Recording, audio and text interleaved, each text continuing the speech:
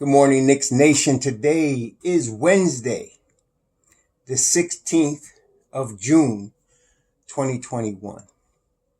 I hope you're all COVID-free and healthy, and I hope your family's healthy and COVID-free, and that all your needs in terms of food, shelter, and clothing and good health are being met. Blessings upon those that work in the healthcare field. 500 that are saving lives. I'm sorry. Blessings upon those that pick up garbage for us and those that make deliveries, and double blessings on those who are out here trying to save men and women, boys and girls from the clutches of sex slavery and human trafficking operations that are going on a global basis. And also double blessings on those that help the homeless. And over 500,000 people, men, women, children, families living in the streets. Blessings on those that are trying to help, and also for the millions on a global basis in the worst situation. And blessings on the people themselves, for theirs is the kingdom.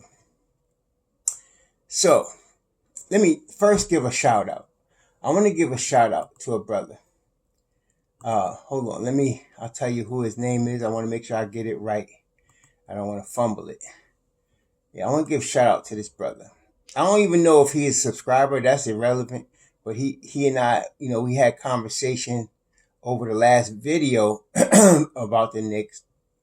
And he brought up something. Now, if you remember the last video, I was giving a little bit of, education on the difference between an unrestricted free agent, a restricted free agent, and a player that's under contract and is really not available. And what prompted me to do that was that a lot of people are always suggesting, that we go get somebody, as if you could just go to the supermarket and pick a player off the shelf.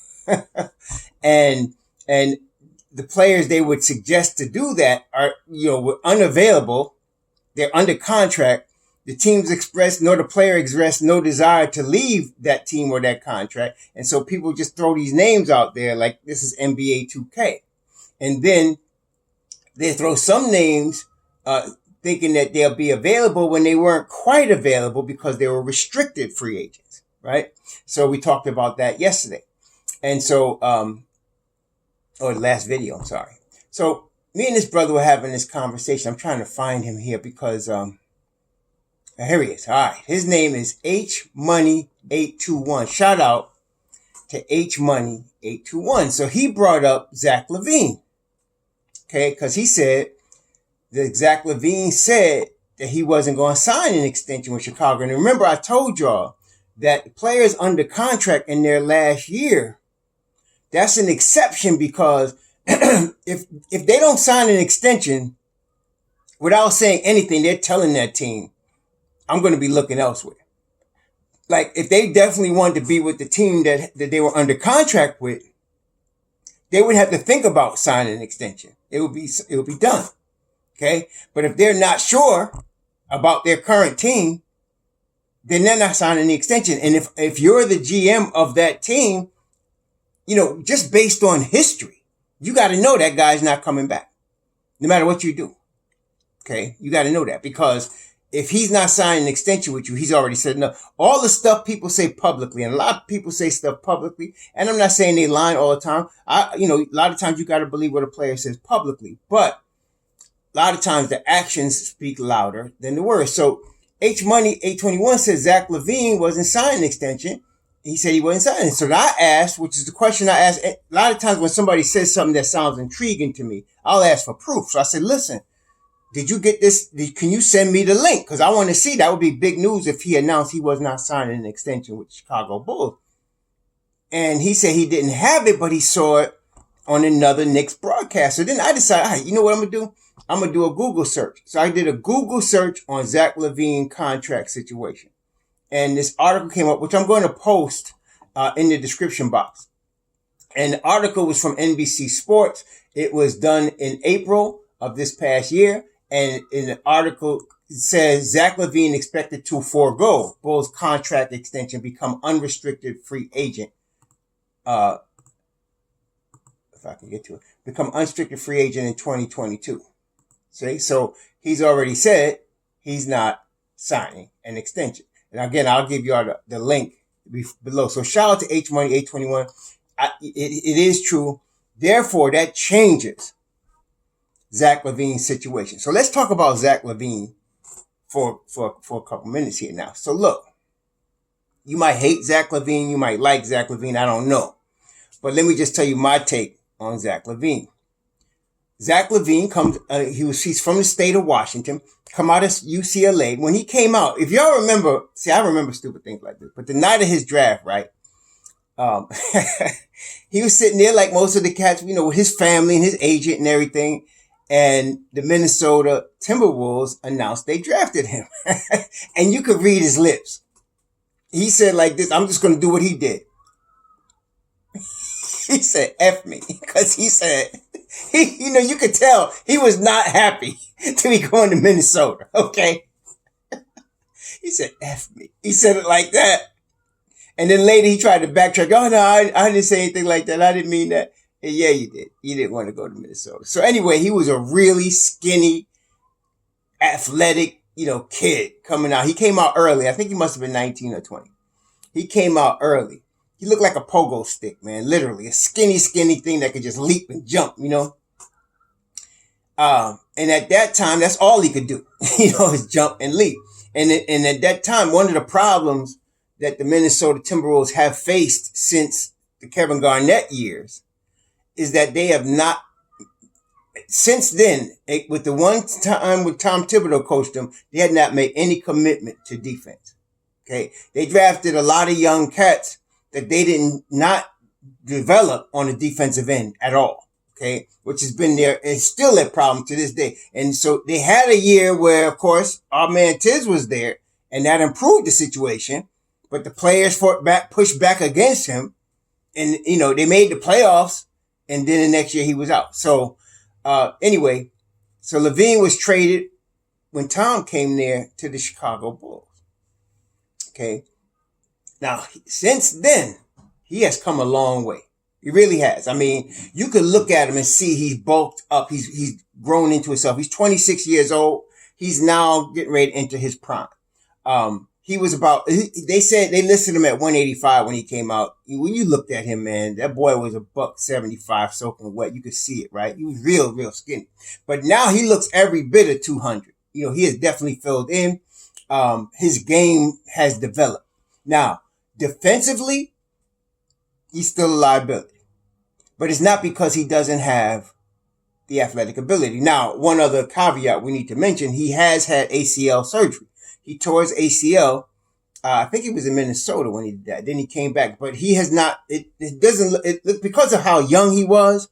Y'all have to remember something like when I was a young man back in the 80s when Bernard King was the man in New York, when he tore his ACL, the surgeries then were, they were career ending pretty much. I mean, it was a miracle that he came back to even a semblance of himself and made an all-star team with the Washington Bullets at the time. But, it was definitely a different situation back then.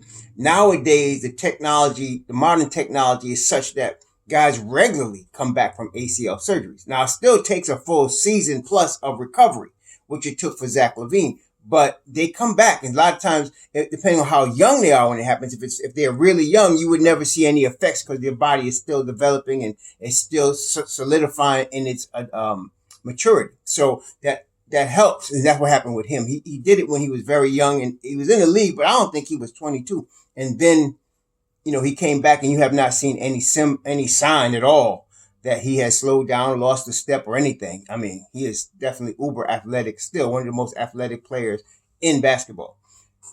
That being said, offensively, he's unstoppable. That's what you're dealing with Zach LaVine. Okay, offensively, lights out. He could shoot. He scores on 3 levels. Put it this way. Yeah, let me look up his stat. Zach LaVine is a career 39% three-point shooter. This past season, he shot 42% from 3. He shot 51% from the field, 85% from the line. He averaged this past season 27 a game. The boy could score. Okay. So I mean, you put him in a lineup with Julius Randle and R.J. Barrett, and you bring a point guard in here. I mean, a real point guard. Not no rookie. Somebody that's ready to take us to the next level, like we've been saying. You bring in the Kyle Lowry or CP3. You bring in the Dennis Schroeder, or you bring in Alonzo Ball. You bring in a Devontae Graham. Somebody like that. We go into the Eastern Conference Finals with this guy. That's the way I feel about it. Okay? I mean, he's that good offensively. Now, defensively is where we're going to have some adjustments. And this is where we're going to, there's a lot to this. And let me start off by saying this. It's 50-50 if he could come to New York. And I'll tell you why in a few minutes. But it's 50-50. And that number can grow to 90 with one thing. I'm going to tell you that in a second. But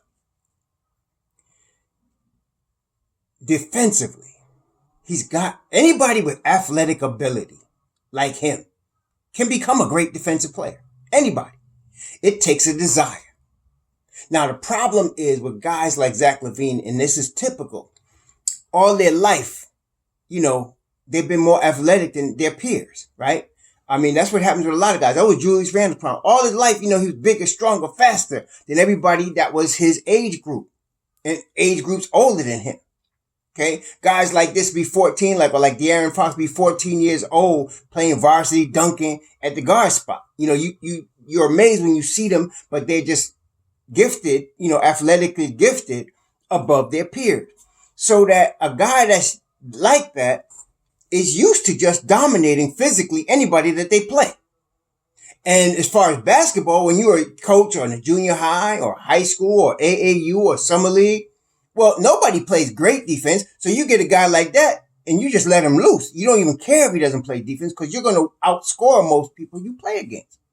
So that is a habit that ends up becoming a habit all the way on a player's basketball life. So he goes to UCLA. He's, pretty much an offensive force there.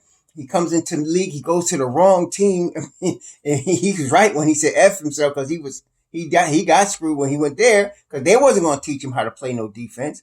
And so now he's on Chicago and, and he's 26 years old and he's never played defense in his life. Now, I'm sure just from looking at him, he wants to be the best player he can be. He's like most players. He's competitive. He wants to win. Okay. So he'll probably, I would think that he would put that effort in, especially if he came to the Knicks understanding who Tom Thibodeau was. Matter of fact, they asked him about that once. Was there issues with Tom Thibodeau in Minnesota? And he said, no, there was no issues with Tom Thibodeau in Minnesota. I would love to play for Tom Thibodeau. Now, he could have been just talking, but that's what he said. So, if he put the effort in on the defensive end and play in the team concept of Tom Thibodeau's schemes on defense, brothers, Knicks Nation, we'll be rough, man. I'm trying to tell you.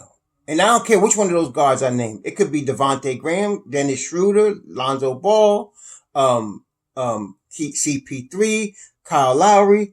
I think it's more of a chance with the older cats. I know y'all think I'm crazy, but this is a different scenario. Last year, you would not catch me saying get me 35, 36-year-old point guard. But after seeing what happened with the teams they are on, after seeing now also not only has the surgery technology grew, but the physical ability, getting in shape, the technology and understanding has grown so that a player that wants to get in shape could play a longer time because if they take care of their bodies.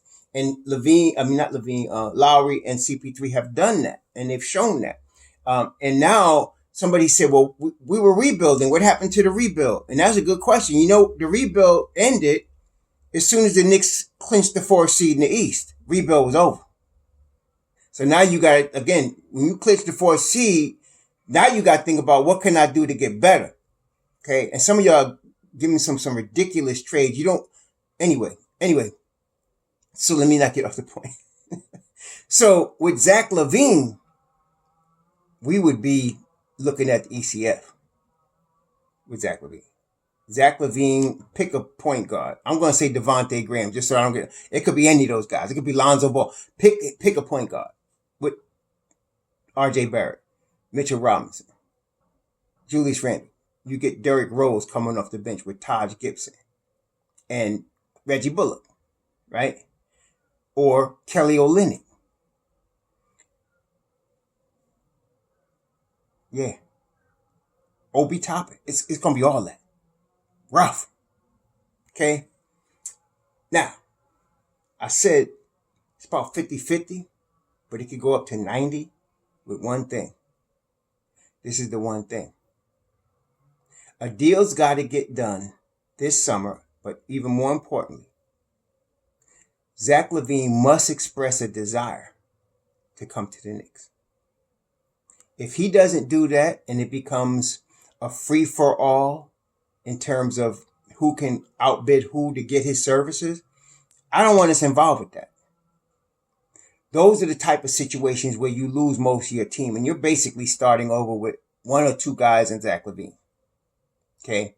We don't want to do that. We did that with Carmelo. See, those of us who remember the Carmelo trade, that was a bad trade. Even though we got Carmelo Anthony in his prime, we broke up our team to do that trade. And it took us a couple of seasons to build another team, which Phil Jackson just dismantled as soon as he came into this presidency. See, so we don't want to do that. We want to build our team the way the Spurs and the Heat, we talked about this. The way these guys built their teams is how you want to build yours. That's the blueprint. That's the template. Don't try to get rich quick. Build that baby and have a nice foundation. Now, we got a nice group of young dudes that have gotten some good minutes under Tom Thibodeau. Even, you're talking about Mitchell Robinson, who was the starting center before he got hurt, and he will be again. You're talking about R.J. Barrett. You're talking about IQ, right? You're talking about Obi Toppin. All of these guys we drafted. And they got good minutes under Tom Thibodeau. Now, Obi could have got more, but I'm saying in general, they played significant roles under Tom Thibodeau.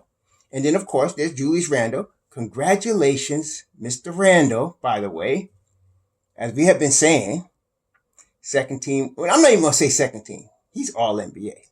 Forget what is first or second team. He's all NBA. We got all NBA 4. See, some of y'all talking about trade him. Some of y'all just, y'all need to get off the crack and leave NBA 2K alone for a minute so you can realize what this is. You don't trade Julius Randle. You don't. Okay? All NBA. So, again, for some of y'all tripping, let me just think about it like this. Take Julius Randle's name off of it. You just got a NBA player. He plays any NBA position. And he's all-star, all-NBA, and has scored 40 points multiple times in the same season. And he's the most improved player in the NBA. You trading him? Are you crazy? Anyway, no. So anyway, we got Julius Randle at the 4th spot. And that's why some of y'all talking about, you got to put Obi there and trade Julius, or you're talking about going after a guy like a Jonathan Isaac, who happens not to be available anyway, but you happen to be talking about guys like that. Anybody that's a 4, think before you start putting these things together, because we don't need a 4. We got an all NBA 4. Yes, we need to get Obi some more minutes, which is why I'm saying in order for him to get on the court and get more minutes, he has got to be able to play more than one position. And so you're going to play him at the 4th when Julius is getting a break. You're going to play him at the 5 a little bit. And I say you try to experiment with him at the 3. Not because he's gifted enough to play the 3, but you're trying to get him on the court for as many minutes as you can. That's why we're talking about Obi like that. But we don't need any 4s, y'all. We got a 4. We don't need any 5s either. You're talking about drafting a 5. For what? You got Mitchell Robinson. He plays the 5, obviously. Taj Gibson plays the 5, obviously. Julius can fill in at the 5. We talked about Obi. And we're not even dealing with Nerlens Noel. He may not even be back. But if you get a Kelly Olynyk, you don't need no more 5s. We good. No. We need wings that can score. And we need, obviously, a point guard. We need wings that can score. And we need a point guard. Okay? We know that.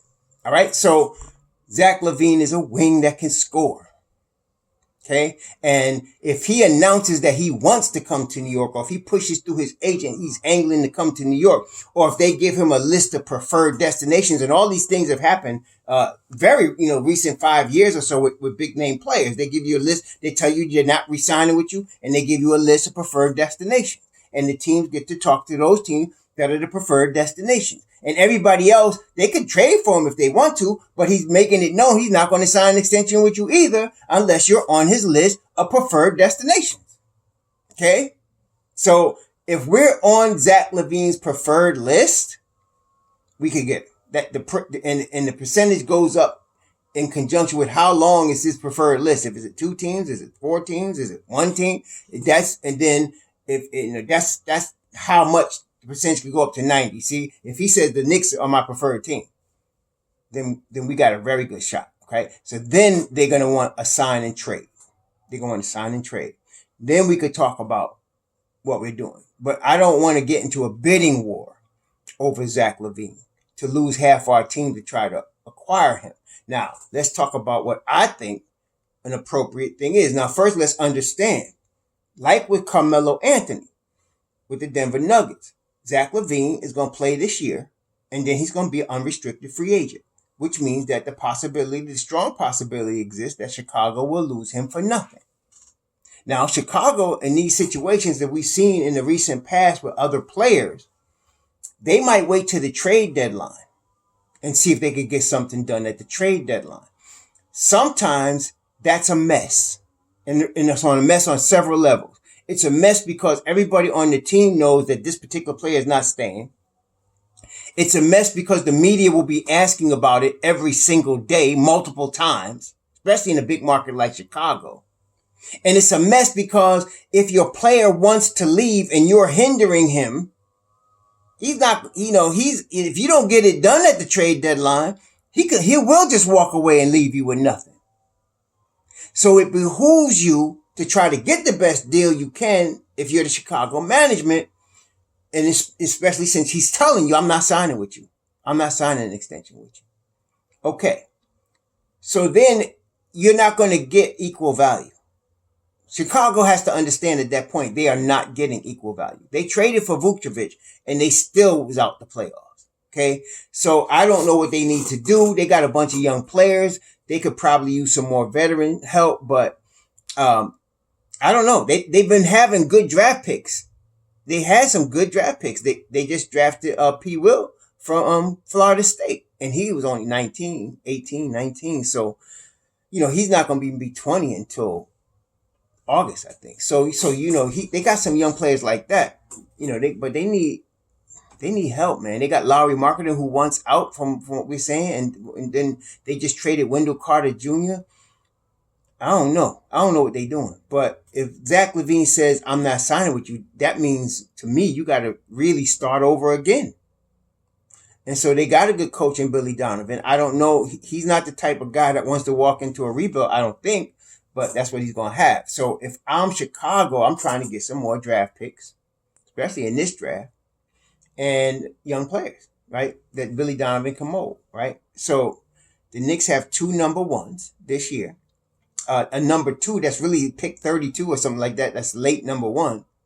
And they got a couple of young guys in Kevin Knox and Frank Ntilikina. I would offer them that. It's not like they got a lot, they're not going to get no superstar back for Zach LaVine. Like, Philly's not trading for him and giving up Ben Simmons. You're not getting that. Okay, so it is what it is, man. So, I mean, in any team that Zach LaVine decided that's my preferred destination is in that position.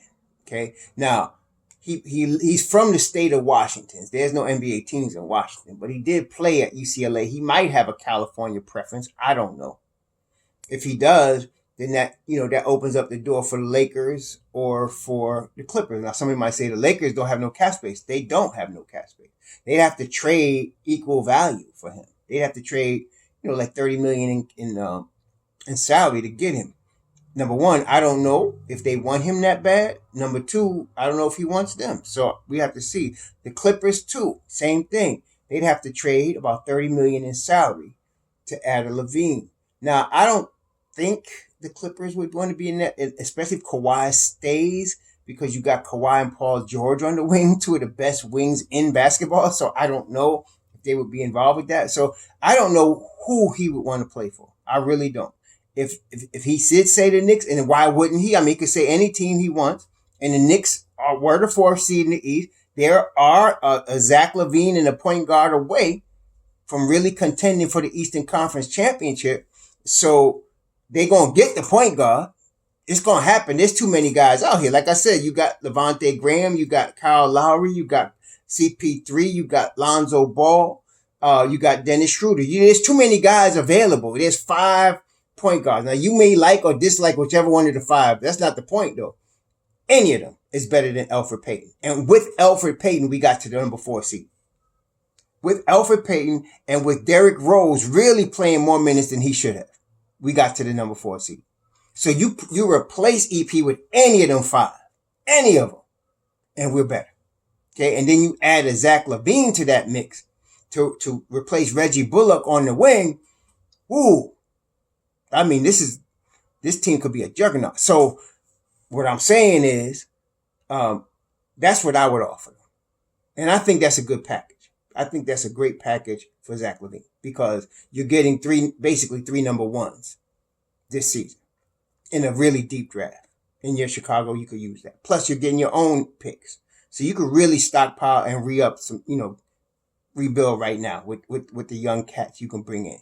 So, and then you're getting a defensive stopper in Frank Ntilikina, and you're getting a young prospect in Kevin Knox. So I would offer that. If they take it, they take it. They don't, they don't. That's what I would offer. I'm not offering them any of my other core young pieces. Not doing it. So, and we'd have to do a sign and trade, which would be good because his salary is going to be somewhere around $28 million a year. He's in that $100 million range right now. He'd be like $28 million a year. And we'd be sending back, if we sent those 2 cats back, it'd be about $14 million in salary back. So we'd really only be using about, I'd say maybe 14 million of our cap space, something like that. So that's not bad. Matter of fact, we wouldn't even be losing that because he's making 19. We're talking about an extension. He's making 19 this year. He's going to still make that. So we only be using about 5 million of our cap space, about 50 million in cap space, which means we could still go get serious point guard and other help if we wanted to. So, we're in pretty good position. We really are. I mean, between Scott Perry and Stephen Adams, as well as Leon Rose, they all together between the Randall trade and all the Randall signing and all that other stuff, they did, and KP trade, they did put the Knicks in the position we are in right now.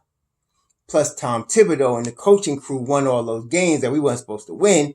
And together, the whole thing works together to put us in the situation we are in right now. So we could talk to Chicago seriously about a Zach LaVine. Now, I suggest we get it done this summer. Don't wait till next year. Get it done now. And the reason I say that is because we are now, the Knicks going from rebuild to win now. That's what happened. We don't went from rebuild to win now. We need to get talent while it's available now and march forward. Use our money and get it. So that means that, if it's Zach LaVine, it's Zach LaVine. If it's Norman Powell, it's Norman Powell. We're going to get a point guard. We need some wing depth. You give me some Norman Powells or some.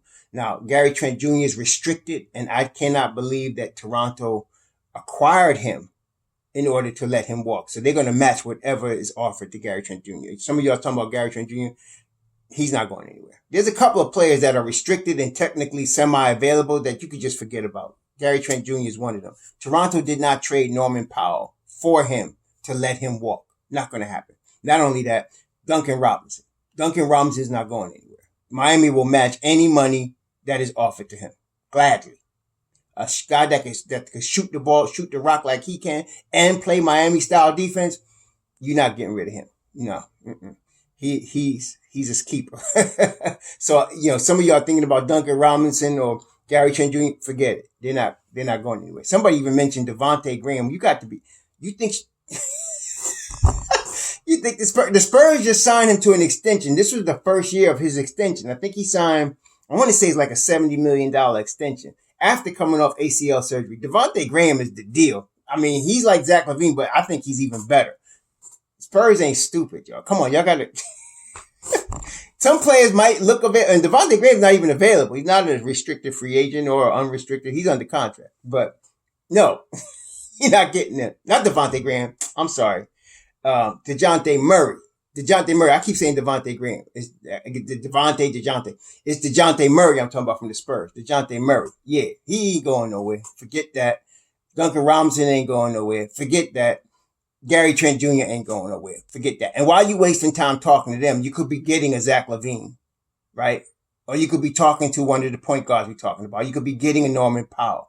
You know, while everybody else is going after these guys. You got to go after the guys you want. Quick. Remember with Julius Randle?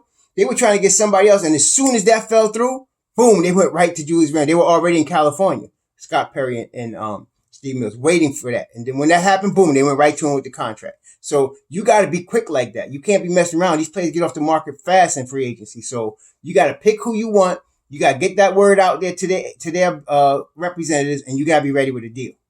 Okay? So you can't mess around. So Duncan Robinson, Gary Trent Jr., DeJounte Murray, forget it. Okay, forget it. You got one of them 5-point guards. You better be having all 5 of their reps, somebody from the Knicks contacting them and see if they're available. Any 5 of those 5 we could get. Like I said, you get Devontae Graham, you get a Alonzo Ball, you get a Kyle Lowry, you get a CP3, or you get a Dennis Schroeder. Any of those guys are an upgrade, and we would be that much better. So, period. But this cat here with that, he's a game changer. So we could get Zach LaVine, that'd be great. But we got to do it this summer. We don't want to wait until next year when we already have our team established and Tom Thibodeau's got his rotation. We're trying to get this done. No. Get it done this summer. And if you're Chicago, you want to get it done. You don't want to piss the kid off going into the season when he's already told you he's not signing an extension. So get your deal done this summer. So it's going to be interesting to see what happens. If I'm the Knicks, though, I do get on the phone real quick. And I am talking with Chicago. I am dealing with their GM. And I'm staying in constant contact with him until the free agency begins, because till you're allowed to make trades at the end of the season. You don't even have to wait for free agency. You can make trades on draft night. So let's get this done. That's what I'm saying. If we can get this kid, we in good shape. I think he's a game changer. Offensively, like I said, unstoppable. He's one of those cats that you can play great defense, but he can give you better offense and still scoring. Okay, you need to get the ball out of his hand if you want to stop him. Okay, like stupid. I was very disappointed last night when I watched the Milwaukee Bucks against the Nets, because of course we want the Nets to get their behind stomped. Cameron Durant had 49. He was unbelievable. But I watched the game last night from behind the backboard. I like watching it with no sound. There's no commentators, no commercials, and I get to examine what's going on. And it was very simple. They needed to get the ball out of Kevin Durant's hand. The Pillsbury Doughboy wasn't going to hurt them. It was Kevin Durant that was going to kill him. And so even Larry Shamet was a threat, but you got to get the ball out of Durant's hand. And they kept trying to single him up, and he was killing them. He was killing them. When they doubled him so that he got rid of the ball, they would get a stop. A lot of times they would get a stop. And then offensively, Giannis misses a lot of chip shots. This cat's talent is off the charts, and he's going to be even better. Just what I'm saying. He's already tremendous. If he starts hitting that 8-foot jump hook, forget it. Lights out. And he throws up way too many threes. He needs to stop that. But they need somebody else. I mean, Middleton scored 20-some, but it looked like when they really needed him, he wasn't there. And then Holiday is good. That's what it is. He's solid. They need another guy. And you know who they missing? If that young kid from Villanova, DiVincenzo was there, I think this would be more easier for them to win for sure, because he's a kid that ain't afraid of the moment. He's athletic, and he's somebody they could have used last night. They're missing him, but there's still a shot. I think Milwaukee wins the series. And just to let y'all know, I think Philly's going to go to the finals. I think it's going to be Philly. Philly's going to beat Atlanta. They're going to go to the finals. I hate the little leprechaun that's always faking like he getting fouled. And forget him. If that Knicks had put Frank on him when we played them, we'd still be playing right now. It'd be us getting beat by Philly. But Philly is going to the finals in my estimation. Joel Embiid is just too much. Ben Simmons, Joel Embiid, Shake Milton is underrated, very underrated. And they got Tobias Harris, who's solid also, of course. He's supposed to be a star, but he's really just solid. He's not big time, but Shake Milton is going to be. And then, of course, they got a whole crew of other twos behind all of that, too. Plus, they got Dwight Howard playing like he's finally playing instead of acting like he's a knucklehead, which he has done all his career. Since he won the chip in LA, he's been much more serious about the game at age 35, and he's an excellent backup to Embiid. So I don't think, unless Embiid, he hurt his knee, but apparently it's just partial tear. He's still playing and he's still unstoppable. So if Embiid stays healthy, or at least relatively healthy, they're going to the finals. They are. So I don't think anybody's going to beat them, including the Nets. Nobody's going to beat them. So anyway, I'm picking Philly to go to represent out of the Eastern Conference, just from what I saw with the two games I watched with the Nets and Bucks, and then Atlanta and Philly. I'm picking Philly to go to the ECF and to go to the finals, the NBA finals. And I don't know, in the West, it's hard to tell. We just heard that Chris Paul's on protocol, COVID protocol. I don't know how. Is it 10 days? It's a good thing they just swept Denver, because he's got time now. They could at least get him back for the next round at some point, hopefully. But he just had health and safety protocol just announced today. It's a good thing they're not playing. But I don't know what's going to happen with the Utah Clippers thing, man. That's a dog fight. That's a dog fight right there. And some of y'all talking about Mike Conley, and he's not even playing. He's hurt now. He's one of them cats like Irving. Playoffs come, he hurt all the time. Kyrie, the 1 year he wasn't hurt, they won the chip, right? And it took him, Superman effort from LeBron for that to happen with that block on Iguodala. But Kyrie Irving do always hurt. He get hurt all the time. That's why talent wise, he's a game changer, no question. Like I said, to me, he's the best finisher in basketball, right? That's Kyrie Irving. But if you need him for the playoffs, you can forget it. Forget it. He's not there. Same with Mike Conley. He gets hurt every time it's the playoffs. This dude gets hurt. So don't come at me. And then Malcolm Brogdon. Malcolm Brogdon is a really good player who's always hurt. You need to have somebody. The best ability is availability. That ain't no joke. You got to be there ready to play when it's playoff time. You can't be hurt. So anyway, Zach LaVine, y'all. Let's see if we can get this done. If Zach LaVine's a game changer, man. Let's see if we can get this done. Shalom.